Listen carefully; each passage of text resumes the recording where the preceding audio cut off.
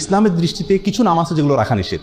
সেগুলো কোন কোন নাম? নাম্বার 1, যে সমস্ত নাম এর অর্থের ভিতরে মন্দ দিক আছে। যেমন কোনো সন্তান নাম রাখবেন আপনি শয়তান, নাউজুবিল্লাহ। কোনার নাম রাখবেন কল্প, কুকুর, অথবা কোনার নাম রাখলেন খিনজির।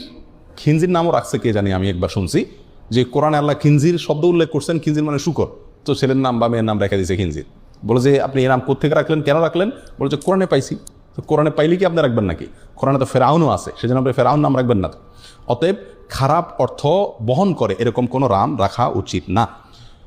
দ্বিতীয়ত, যেই নামের অর্থের ভিতরে শিরক আছে অথবা ইসলামী আকীদার সাথে সাংঘর্ষিক যে নামের অর্থ, সেরকম নাম শিশুর জন্য নির্বাচন করা যাবে না। আমাদের অনেক নাম আছে সমাজে ছড়িয়ে ছিটিয়ে আছে, যে নামগুলো ইসলামী আকীদার সাথে সাংঘর্ষিক, অথচ আমরা জানি না।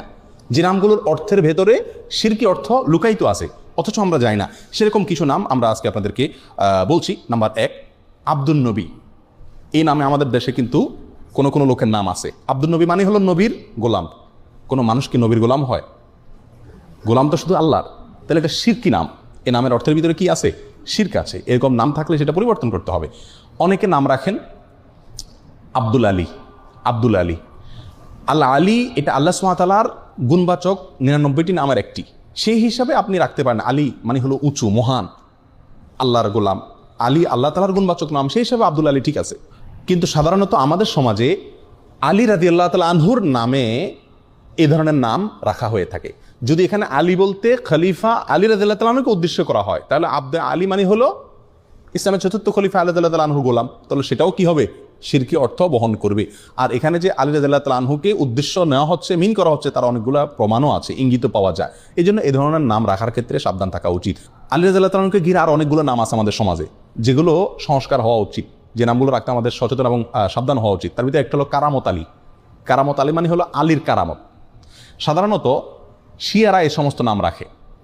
তো এগুলো আমাদের সমাজে চলে আসছে, কারণ এক সময় আমাদের দেশে যখন আলেমুল আমা ছিলেন না এত, এবং ওই কাবুলিওয়ালারা আফগান থেকে, ইরান থেকে মানুষ ব্যবসার জন্য আসছে বা নানা কারণে আসছে এই দেশে, শিয়ারা আসছে, তাদের খুব প্রভাব ছিল।